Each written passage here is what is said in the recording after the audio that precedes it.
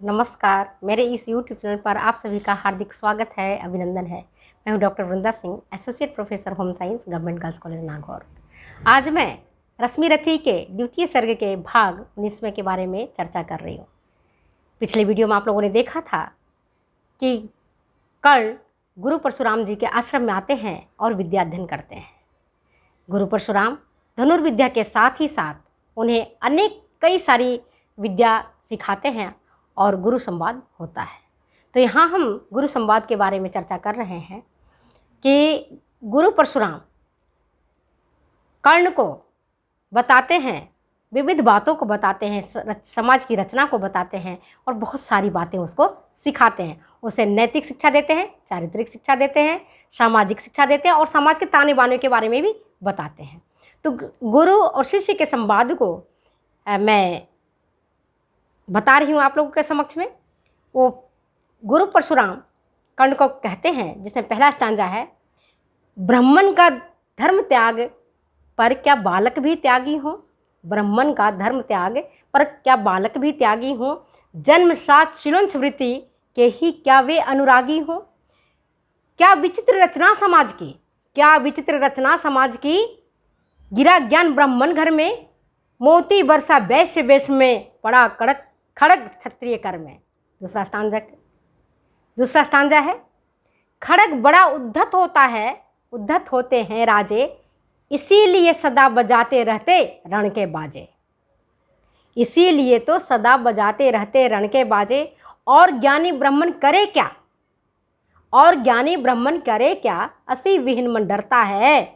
राजा देता मान, भूप का वह भी आदर करता है। और तीसरा स्टांजा है, सुनता कौन यहाँ ब्राह्मण की, करते सब अपने मन की। डुबो रहे शोणित में, डुबो रहे शोणित में, भूपों की यह लिप्सा रण की। और रण भी इसलिए नहीं की, और रण भी इसलिए नहीं की, जग से दुख दैन्य भगाने को, पर शोषक पथभ्रांत मनुज को,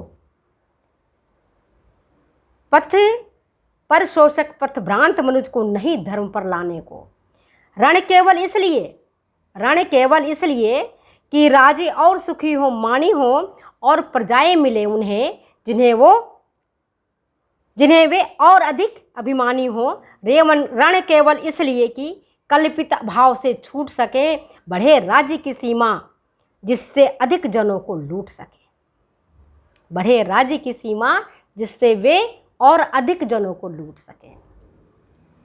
भावार्थ बताती हूँ। परशुराम जी कर्ण को कहते हैं कि ब्राह्मण का धर्म त्याग है, लेकिन क्या बालक को त्यागी होना चाहिए? क्या जन्म से ही बालक को शिलोंच वृत्ति की अनुरागी होना चाहिए?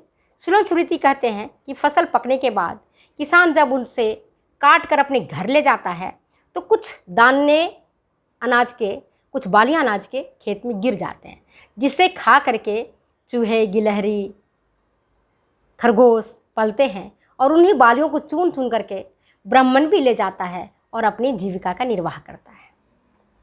तो कहते हैं कि ब्राह्मण का धर्म तो त्याग करना है, तो क्या बालक को भी त्यागी होना चाहिए? क्या उसे भी इसी तरह के जैसे उसके पिता ने किया है, क्या उसे भी बचपन से ही खेत से चुन चुन कर बालियों को लाना चाहिए, अनाजों को लाना चाहिए, उसे अपना पेट भरना चाहिए? नहीं ना। फिर कहते हैं कि क्या रचना समाज की है, बड़ा विचित्र रचना समाज की है। अरे ज्ञान तो ब्राह्मण के घर में गिर गया और धन दौलत वैभव बनियों के घर में चला गया और क्षत्रियों के हाथ में तो खड़ग पला। खड़ग कहते तलवार को। और आगे कहते हैं परशुराम जी कि खड़ग बड़ा उद्धत होता है, बहुत खड़ग बेकार होता है, उदंड होता है, और उससे कहीं ज़्यादा राजा महाराजा उदंड होते हैं। इतना उदंड होते हैं राजा महाराजा कि उनका दिमाग हमेशा ही लड़ाई झगड़े, युद्ध मचाने में लगा रहता है। और युद्ध इसलिए वो नहीं करते हैं कि शांति हो, शांति की स्थापना हो, सुख और समृद्धि आए। कोई पथभ्रष्ट व्यक्ति है तो उसको धर्म पर लाएं, दुख दरिद्र को हटाएं, इसके लिए वो रण कभी नहीं करते हैं, इसके लिए वो युद्ध नहीं करते हैं। उनका युद्ध ही होता है इसलिए अधिक से अधिक प्रजा को लूट सकें, अधिक से अधिक उनका शोषण कर सकें, अधिक से अधिक उनको दबा सके, कुचल सकें। उनका रण कोई, उनका जो युद्ध होता है, उनका जो रण होता है, कभी शांति और समृद्धि लाने के लिए नहीं होता है। इस दृष्टि से वो करते ही नहीं है। वो करते ही केवल अपना कि मेरा मान बढ़े, उनका अभिमान बढ़े, अधिक प्रजा मिले, प्रजा से अधिक धनों कमाए, अधिक लगान वसूलें, इसलिए वो युद्ध मचाते रहते हैं। वो चाहते कि राज्य की सीमा बढ़े, और जितना राज्य की सीमा बढ़ेगा, जितना अधिक उन्हें प्रजा मिलेगी, उससे उतना अधिक उनको लाभ मिलेगा। प्रजा को दबाएंगे, प्रजा काम करेगी, और लगान कर के रूप में, टैक्स के रूप में वो अपना बस कर वसूलेंगे और उससे अपना भोग करेंगे, विलास करेंगे। यहाँ इन बातों से ऐसा पता चलता है कि परशुराम को राजाओं से, क्षत्रियों से बड़ी बैर रही है। क्यों बैर रही है, इसके बारे में आपको बताती हूँ। एक कथा है कि गुरु परशुराम के पिता थे जमदाग्नि और माता का नाम रेणुका। जमदाग्नि ऋषि बड़े ही ज्ञानी ऋषि थे और उनके पास एक सुशीला नाम की गाय थी। उस सुशीला नाम की गाय से वो अपनी सभी आवश्यकताओं की पूर्ति का, मतलब कि ऐसी गाय थी ईश्वरीय देन वाली कि जो चाहते उनको वहाँ से मिल जाता था। एक बार की बात है कि है वंश का राजा था शस्त्रार्जुन। वो अपने सैनिकों के साथ आया और ऋषि जमदाग्नि के आश्रम में शरण मांगी। ऋषि जमदाग्नि ने सुशीला गाय के दूध से बने खीर को उनको खिलाया, उनको भी खिलाया, उनके सैनिकों को खिलाया। अब शस्त्रार्जुन की आंखें चार हो गई, फैल गई लालच के मारे। उनको लगा कि ये गाय तो राजा के पास होनी चाहिए, जमदाग्नि इसका क्या करेंगे, वो तो ऋषि हैं। उन्होंने कहा भी कि हे ऋषिवर, ये गाय तो मुझे दे दीजिए, आपके काम की नहीं है, आप मुझे दे दीजिए। ऋषि ने मना कर दिया, ये गाय मैं आपको नहीं दे सकता।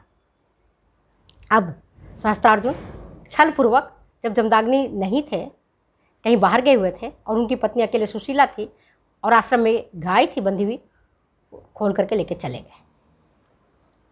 जब ये बात जमदाग्नि को पता चला तब उन्होंने शस्त्रार्जुन के साथ युद्ध किया और शस्त्रार्जुन को मार डाला। और जब शस्त्रार्जुन के पुत्रों को ये पता चला कि जमदाग्नि ऋषि ने मेरे पिता को मार डाला है, तो बहुत कुपित हुए, बहुत क्रोधी हुए और उन्होंने जमदाग्नि ऋषि को सर कलम कर दिया, मतलब उनका मार डाला। परशुराम जी को जब ये बात पता चली कि उनके पिता की हत्या अभिमानी उदंड राजा के पुत्रों ने किया है, तो बहुत उन्हें क्रोध आया। उन्होंने अपने पिता के शव को देखा जिसमें 21 घाव लगे हुए थे जगह जगह पर। परशुराम ने ठान लिया कि इस धरा से, इस पृथ्वी से मैं क्षत्रियों को नाश करके रहूँगा। और उन्होंने इस धरा से 21 बार अन्यायी राजाओं का अंत किया, उदंड किया, उदंड राजाओं का सर्वनाश कर दिया, खत्म कर दिया। तो अगर ये वीडियो आपको अच्छी लगती है तो प्लीज़ शेयर करें, कमेंट करें, सब्सक्राइब करें।